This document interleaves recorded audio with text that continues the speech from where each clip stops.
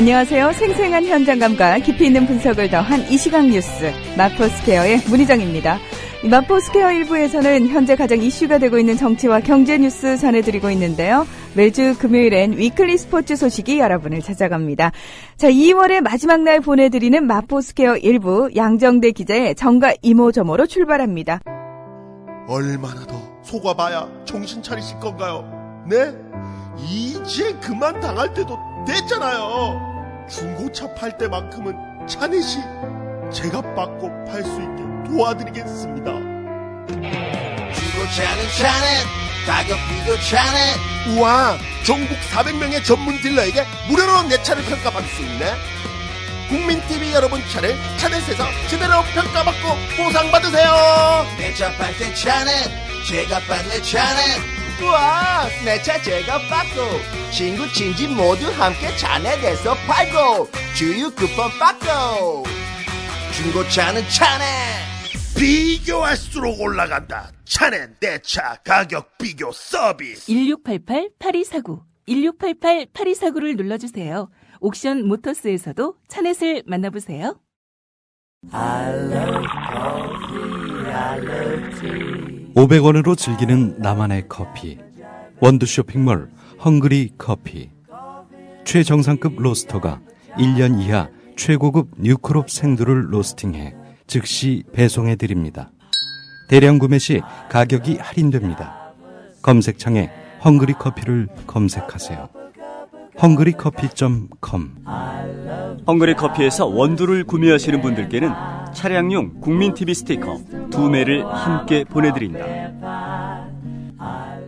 한국일보 정치부 양정대 기자 연결돼 있습니다. 양 기자님 안녕하십니까? 네, 안녕하세요. 예. 어떻게 금요일이라 마음이 좀 가벼우신가요? 왜 보통 직장인들은 요때쯤 되면 또 주말을 기다리지 않습니까? 정치부 기자들은 어떻습니까? 정치부 기자들도 주말이면 의원들이 대체로 없으니까 이게 많지는 않고 그런데요. 네. 이제 큰 선거 앞두면 사실 주말이고 평일이고 별 구분이 없는 건 사실입니다. 예. 지금 지방선거가 썩 달갑지는 않겠구나 그런 생각이 드는데, 네. 이 지방선거 얘기를 먼저 해봐야 될 것 같습니다. 이 새누리당 남경필 의원이요. 네네. 경기지사 출마 쪽으로 마음을 돌린 모양이죠? 거의 한 70-80% 이상 지금 경기지사 출마 쪽으로 돌아섰다 이렇게 볼 수 있을 것 같고요. 지금 상황에서 보면 이제 본인의 얘기나 또 언론 보도 이런 내용들을 종합해 보면 이미 출마는 기정사실이 됐다 이렇게 말씀을 드려도 크게 문제가 되지는 않을 것 같습니다. 근데 왜 그 친박 비주류 쪽에서 원내대표로 좀 강력한 후보 아니었습니까? 그랬었죠. 네. 그러니까 남경필 의원 같은 경우는 저번에도 한번 전해드렸습니다만은 재작년 원내대표 경선에서 이한구 의원에게 이제 떨어진 다음에 거의 1년 정도는 사실 두문불출을 했었던 게 사실이고요. 네. 작년 1년간 그리고 최근까지만 해도 이 원내대표에 대한 의혹이 굉장히 컸습니다. 그래서 실제로 많은 의원들을 만나고 또 원내대표 구상과 관련해서 본인의 출판 기념회도 했었고요. 그러면서 굉장히 좀 의혹을 보여왔는데 최근 들어서 좀 기류가 크게 바뀐 몇 가지 계기들이 있었습니다. 네네. 우선 원대표 경선과 관련해서 사실 말씀하셨듯이 비주류 진영에서 굉장히 강력한 원내대표 후보였던 게 사실인데요. 그런데 저번에 이주영 의원이 이제 해양수산부 장관으로 입각을 하게 되면서 네. 원내대표 구도도 좀 흔들릴 가능성이 좀 커졌고 남경필 의원이 경기지사 쪽으로 돌아설 가능성이 꽤 있어졌다. 이 말씀을 한번 드린 적이 있었는데요. 그게 이제 현실화된 측면이 꽤 있습니다. 그러니까 지금 상황에서 보면 남경필 의원이 비주류 쪽의 표를 상당한 지지세를 얻는 유력한 원내대표 후보이긴 하지만 현실적으로 원내대표에 당선될 가능성은 그렇게 높지 않다. 이런 말씀을 드릴 수 있는데요. 네. 저번에 말씀드렸듯이 이주영 의원이 이제 박근혜계, 친박 이렇게 얘기는 하지만 그래서 비주류 쪽의 표도 굉장히 많이 가지고 있었는데 그러면 이주영 의원이 빠지면 오히려 남경필 의원한테 표면적으로 보면 유리할 것 같긴 하지만 그런데 이게 이 청와대에 쌓이니 결국은 올해 집권 2년차를 맞이해서 국정 운영을 이끌어갈 이 당의, 새누리당의 이 동반자로는 좀 자신들이 믿고 일을 맡길 수 있는 친박계 의원으로 가겠다라는 사인을 분명히 했다. 이런 말씀을 드렸는데요. 네. 그거에 대해서 당의 공감대가 굉장히 커진 것도 사실입니다. 그러니까 지금 친박계 후보로 거론되고 있는 사람이 그 이완구 의원, 충남지사 출신이죠. 그리고 울산 출신의 정가변 의원, 뭐 이런 사람들이 있는데요. 오히려 친박계, 지금 박근혜 키드가 대부분인 29대 국회의원들의 성향 분포로 보면 일반 전당대회나 또는 뭐 대국민 여론조사를 하는 게 아닌 한 사실 남정필 의원보다는 이 친박계 의원적으로 원내대표가 훨씬 더 좀 가능성이 있어졌다. 이런 분위기가 전반적으로 남정필 의원의 최종 결심에 영향을 크게 미치고 있는 것 같다. 이렇게 말씀을 드릴 수 있을 것 같고요. 네. 그다음에 다른 하나는 지금 남정필 의원 같은 경우는 뭐 본인이 출마 선언을 하지 않았고 나는 최근까지만 해도 나는 절대 원내대표에 대한 꿈이 더 크다 이런 말을 계속 함에도 불구하고 각종 여론조사에서 남정필 의원이 사실 새누리당 후보 적합도 면에서 다른 후보들을 압도하는 건 물론이고 여야 3자 대결은 물론 양자 대결에서도 거의 우위를 점하는 일이 굉장히 많습니다. 그러니까 새누리당 여권 입장에서 보면 경기지사 선거가 이 수도권 3대 선거 중에서도 좀 나름 가능성이 높다. 이런 판단을 해온 지역인데 이게 이제 김문수 지사가 재선을 하기도 했고요. 여기에 남정필 의원이 나서면 사실상 좀 필승 구도를 굳힐 수 있다. 이런 압박들이 굉장히 많습니다. 네네. 그러니까 남 의원 입장에서 보면 지금 자신이 꿈을 꾸고 있는 원내대표에는 당선 가능성을 자신할 수 없는 상황에서 당 안팎의 이 경기지사 출마에 대한 요구가 굉장히 많은 이런 부분들 그리고 실제로 경기지사를 하게 되면 이 김문수 지사하고는 다르게 남정필 의원 같은 경우는 아직 이제 50대 초반이거든요. 그러니까 이 연배로 보면 재선 정도까지 하고 곧바로 대권에 차차기 대권에 도전을 할 수 있는 그런 정치적인 일정도 훨씬 더 탄탄하게 구축이 되는 셈입니다. 그러니까 그런 여러 가지 저의 사정들을 감안을 해서 남정필 의원이 경기지사 출마 쪽으로 좀 돌아서는 것 같고요. 이제 문제는 남정필 의원이 그동안에 이제 출마하지 않는다고 얘기를 했었고 지금 현재 출마 의사를 밝히고 열심히 뛰고 있는 정병국 의원이나 원유철 의원과는 같은 비주류로서 굉장히 가까운 사이입니다. 그리고 정병국 의원이나 원유철 의원도 기자들이 남 의원과의 관계를 물어보면 남정필 의원이 본인은 출마하지 않겠다고 했고 자신에게 뭐 열심히 해달라 이렇게 요청을 해서 그러니까 남정필 의원하고는 이미 얘기가 끝난 상태에서 출마한 거다 이런 얘기를 계속 해왔었거든요. 네네. 그러다 보면 남정필 의원 입장에서는 좀 모양새를 어떻게 갖추느냐 이게 또 뭐 하나의 요인이 뭐 본인 입장에서는 좀 굉장히 민감한 요인이 될 수도 있는 그런 상황입니다. 네, 말 그대로 이렇게 보기 좋은 명분을 빨리 찾아야 되겠다라는 생각을 좀 할 것 같다라는 생각이 드네요. 예. 자, 이렇게 되면요. 차기 당권을 비롯한 새누리당 내부의 역학관계에도 일정한 변화가 불가피하겠죠? 그렇습니다. 말씀드렸듯이 사실 원내대표 경선 지금 5월 초에 있을 거고요. 7월 달에 지금 7월 14일로 지금 전당대회 날짜가 잡혀 있는데요. 지금 뭐 최근에 뭐 각종 언론 보도를 통해서 많이들 접하셨겠습니다만은 지금 새누리당 내에서 친박 주류와 비주류 간 이 각 지역 조직책 인선을 두고 지금 굉장히 논란들이 많지 않습니까? 네네. 이거는 그만큼 원내대표에 이어서 뽑힐 새 당 지도부 7월 14일 전당대회를 겨냥해서 양측이 지금 물밑 신경전을 굉장히 치열하게 벌이고 있음을 보여주는 건데요. 일단 원내대표 경선 같은 경우는 남정필 의원이 경기지사 출마 쪽으로 방향을 바꾸게 되면 사실은 좀 다소 싱거운 선거가 될 가능성이 높습니다. 그러니까 말씀드렸듯이 청와대 사인도 이미 그렇게 나왔고 또 당내 전반적인 분위기도 어쨌든 청와대와 이 국정운영의 박근혜 대통령의 국정운영을 보좌하는 또 이 보조를 맞추는 기능 측면에서 보면 원내대표, 당대표보다는 원내대표 역할이 훨씬 크기 때문에 네네. 원내대표는 적어도 청와대하고 코드를 맞출 수 있는 인사로 가는 게 무난하지 않겠느냐 이런 전반적인 기준 네. 됐든 또 부산 지역 3선 출신이죠. 유기준 의원이 됐든 이런 친박계 의원들 사이에 경쟁이 될 가능성이 굉장히 높고요. 친박계 원내대표가 뽑힐 가능성이 높습니다. 이제 더 좀 주목을 해봐야 될 부분은 7월 14일 전당대회 문제인데요. 당권 후보 지금 유력하게 거론되고 있는 사람이 친박계 서청원 의원하고 비주류 쪽에 김무성 의원, 그리고 이인재, 육선의 충남 출신인 육선의 이인재 의원, 이렇게 세 사람이 지금 거의 공식적으로 지금 출마 의사를 밝힌 상태인데, 친박계 원내대표가 선출이 되고 나면 당내의 역학구도를 감안을 할 때 이 비주류 쪽의 김무성 의원 쪽으로 조금 더 힘이 실릴 가능성은 높아지는 셈이라고 볼 수 있습니다. 네. 그러니까 당내에서 그렇잖아도 지금 그동안에 당 지도부 전체가 청와대에 끌려다닌다, 이런 비판들이 당 안팎으로 좀 있었고요. 또 친박계가 모든 걸 다 독식한다, 이런 불만들이 꽤 있었던 만큼 이 원내대표는 친박계로 가는 게 불가피하더라도 당권만은 좀 비주류 쪽에서 같이 좀 이렇게 권력을 좀 분점해야 되는 것 아니냐, 이런 당내 여론이 형성될 가능성이 높고요.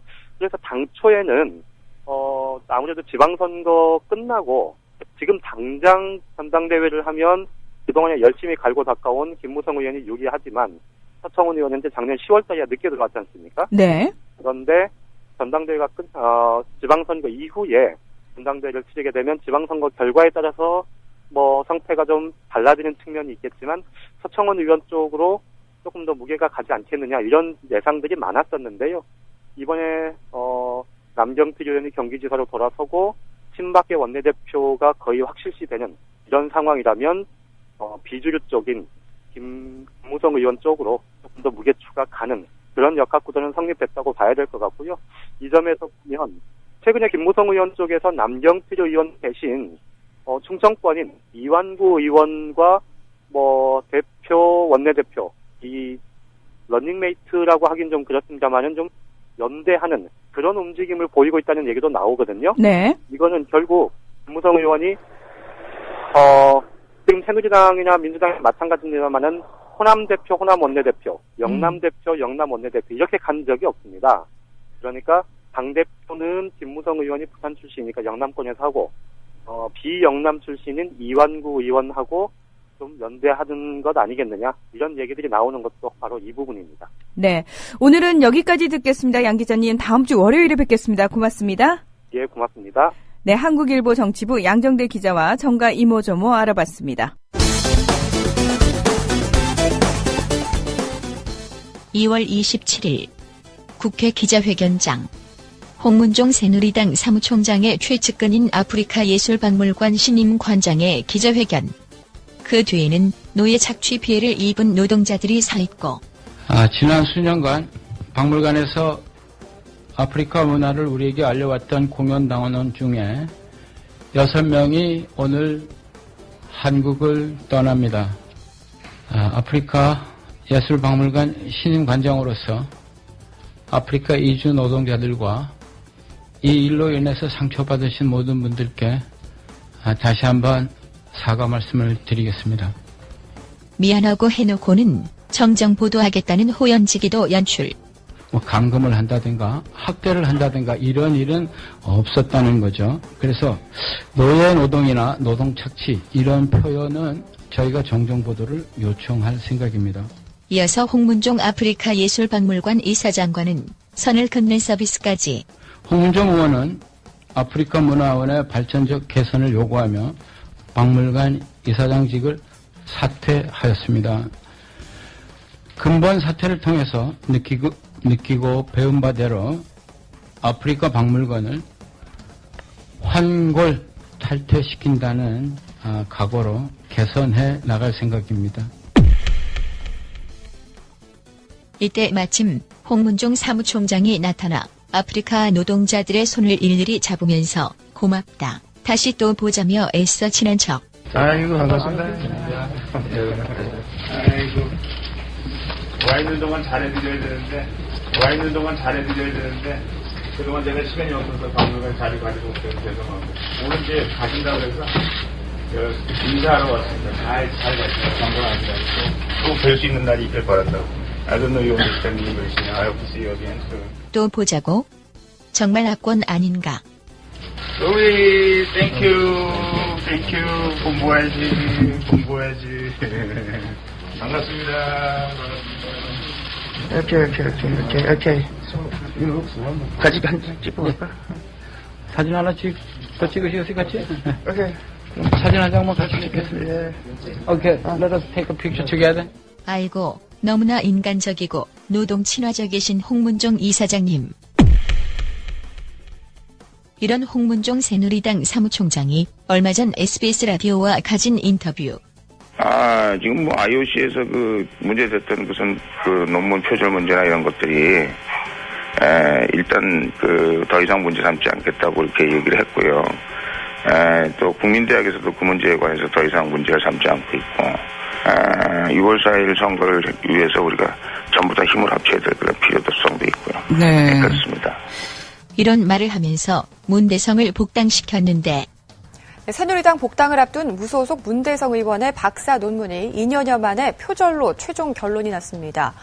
국민대에 따르면 학교연구윤리위원회는 표절 논란에 휘말린 문 의원의 박사 논문을 본조사한 결과 표절에 해당한다는 결론을 내렸던 예비조사 결과를 그대로 확정하기로 했습니다. 종쳤다라는 말 들어보셨나? 일이 나쁘게 끝났을 때 쓰는 말 종쳤다. 앞으로는 홍문 종쳤다로 써도 될 듯. 홍문 종쳤다.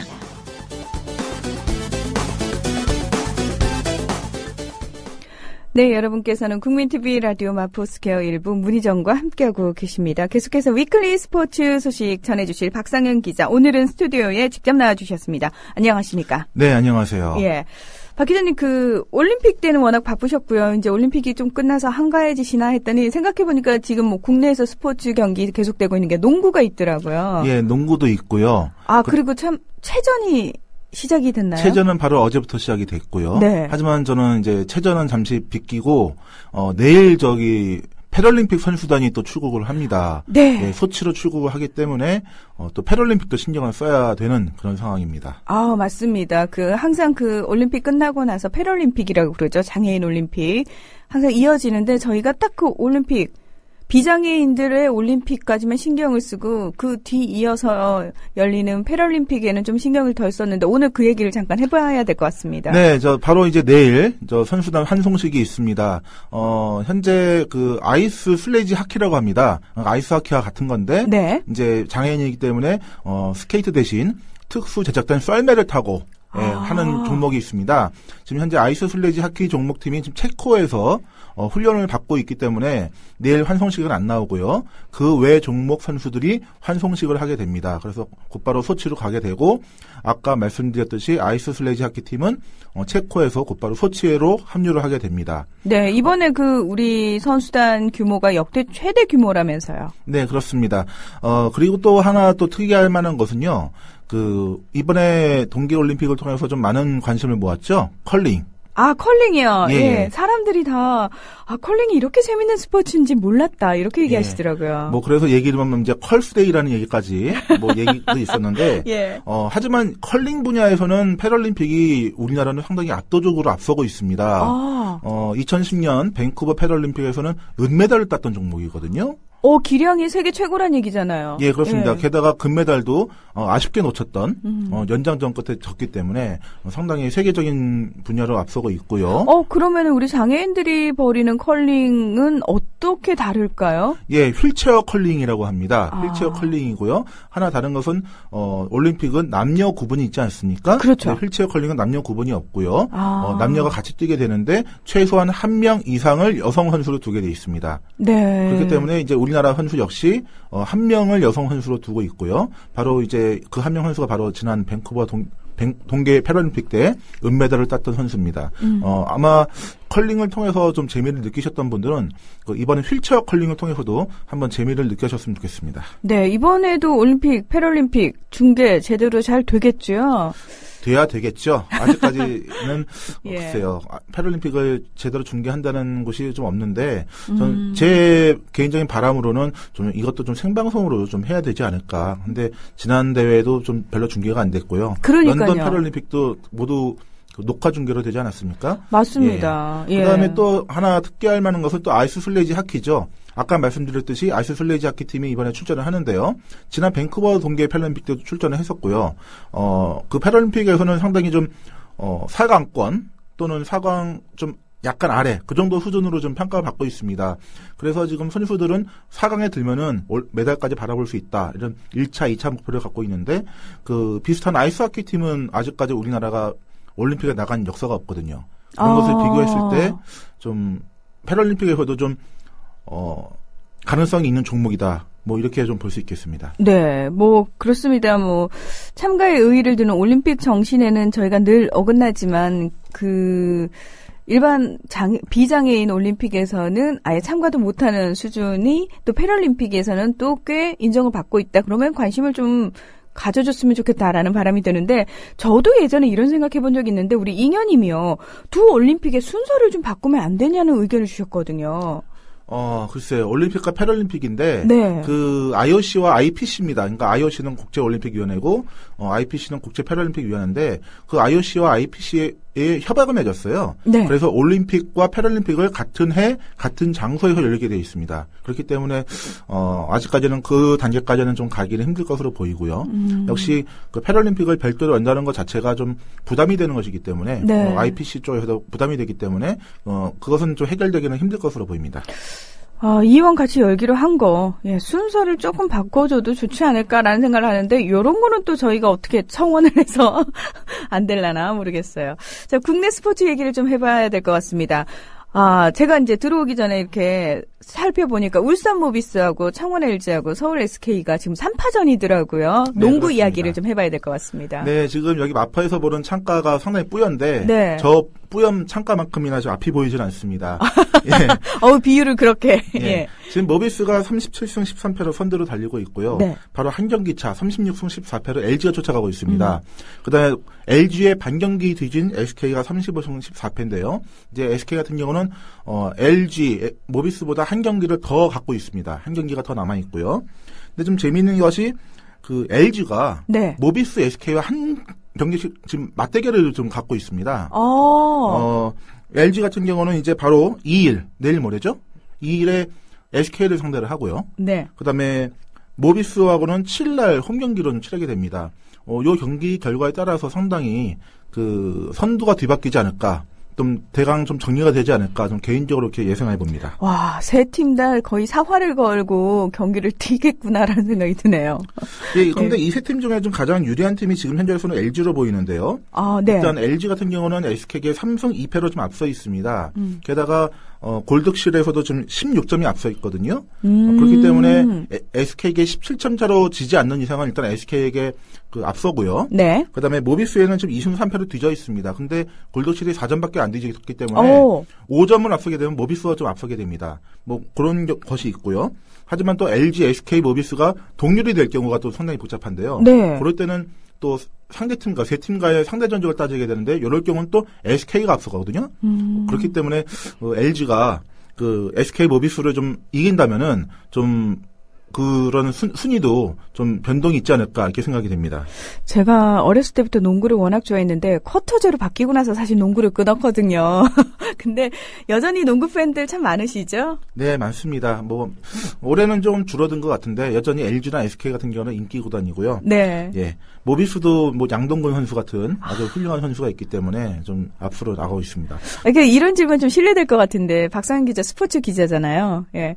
유독 좋아하는 스포츠가 혹시 있으신지? 저는 축구를 좋아하죠. 축구. 예. 어느 선수까지는 안 여쭤보겠습니다. 여쭤보셔도 됩니다. 진짜요? 예. 공평무사 하셔야 되니까 좀 특정 선수에 대해서 선호를 하시면 안 되는 거 아닙니까? 예, 밝히지는 않겠습니다. 좋아하는 선수는 있습니다. 예, 그런 걸로 알겠습니다.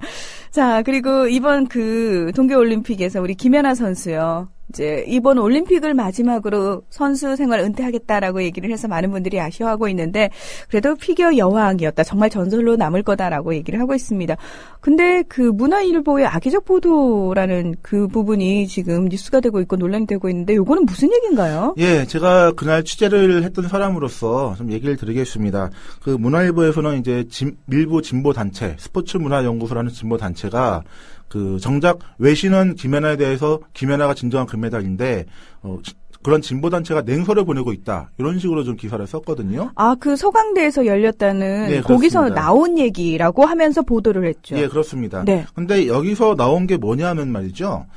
그러니까 김연아가 5점 지고 들어갔다 이런 얘기는 하나 예를 든 거고요. 네. 피겨 전문가들이 그러니까 사실대로 풀로 좀 말씀드리겠습니다. 네. 그 이준호 전 감독이 얘기한 것인데. 피겨 전문가들이 얘기하기를 김연아 선수가 5점 이상 지고 들어갔다는 얘기가 있더라. 하지만 이런 얘기를 했다가는 그대로 매장당하는 분위기더라. 여기까지 보도를 해야 됩니다. 그러니까 어떤 얘기가 나오냐 하면은 일부 좀 감정적인 보도라든지 국민들의 감정에 호소하는 그런 취재가 좀 있지 않았습니까? 네네. 김연아가 진정한 금메달인데 뺏어갔다든지. 그렇죠. 예. 하지만 일부 언론, 미국 외 해외 언론, 특히 뉴욕 타임즈 같은 경우는 소토니코바와 김연아의 점프를 비교를 하면서 소토니코바가 이길 수도 있었다 이런 보도를 내놓기도 했었거든요. 그렇기 때문에 우리나라 언론도 이런 분석적인 보도를 통해서 심층 취재를 통해서 그것에 반박할 수 있는 보도를 내놔야 된다. 이런 얘기를 하던 와중에서 피겨 전문가가 5점 이상 지고 들어가더라.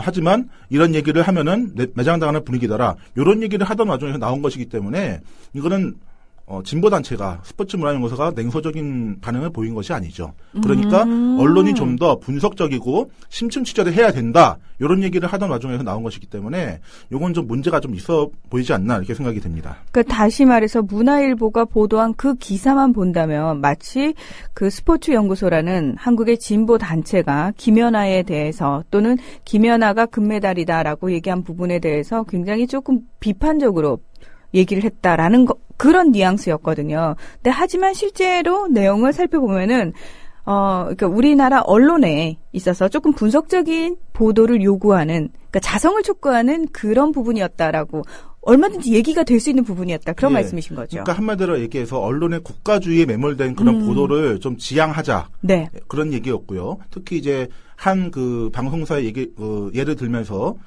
김연아 선수가 김연아 선수의 글이 나왔을 때 은메달 하지만 실질적으로는 금메달 이런 문구가 하나 들어가지 않았습니까? 네네. 모르겠지만 네. 그런 국가주의에 매몰된 그런 보도는 지양하고 좀 더 분석적인 보도로 뉴욕타임즈라든지 러시아의 언론이라든지 이쪽을 반박할 수 있는 취재를 내놔야 된다. 이런 얘기를 하던 와중에서 나온 것이기 때문에 네. 저는 좀 문화일보의 보도가 좀 너무 하나만 갖고 좀 트집을 잡는 것이 아닌가 그렇게 생각이 됩니다. 네. 사실은요, 언론은 굉장히 감정적이고 분석적인 보도를 내놓지 못하는 그런 수준이지만 이미 우리나라 국민들은요, 올림픽에 대해서 굉장히 즐기는 쪽으로 성숙하게 많이 문화가 바뀌었다라고 지난번에 말씀을 하셨고, 그렇죠? 저희들도 이번 올림픽을 통해서 좀 확인한 부분이 있지 않았습니까? 네, 그렇습니다. 하지만 언론들이 아직까지 그것을 못 따라가고 있다는 얘기가 많이 있고요. 예. 뭐 이제 금메달을 따지 못하면은 아쉬운 은메달이라는 이런 뭐 보도를 하고 있고요. 그 은메달도 얼마나 따기 힘든 거고 얼마나 대단한 그렇죠. 건데요. 예. 그다음에 특히 박승희 선수가 이제 넘어졌을 때 네. 또 이제 클리스티아 선수에게 SNS로도 또 폭탄을 좀 보내지 않았습니까? 일부 네티즌들이. 거기에 예. 대해서 오히려 언론들이 좀 자제해야 된다는 얘기를 했어야 되는데 솔직히 일부러 크리스티아 선수가 반칙을 해가지고 넘어뜨린 것도 아니고 경기 중에 한 것인데 네. 그것을 가지고 결국 SNS로 온갖 욕설과 비난을 하면서 결국 크리스티의 SNS를 닫게 만드는 그런 행동을 과연 했어야 되는가. 저는 개인적으로는 좀 안타깝게 생각합니다. 네. 한 대회 한 대회를 우리가 거치면서 우리도 좀 성장하는 그런 계기가 됐으면 좋겠고요. 더불어서 언론이 좀 우리를 앞서가서 올바르게 이끌어주면 얼마나 좋을까요? 너무 큰 기대일까요? 예. 박상인 기자님 오늘 이렇게 얼굴 보고 스튜디오 안에서 얘기를 하니까 훨씬 더 좋은 것 같습니다. 오늘 고맙습니다. 예, 감사합니다. 자, 마포스퀘어 1부 여기서 마무리하고요. 잠시 후에 여러분이 기다리시는 임승수 선생님과 함께 돌아오겠습니다.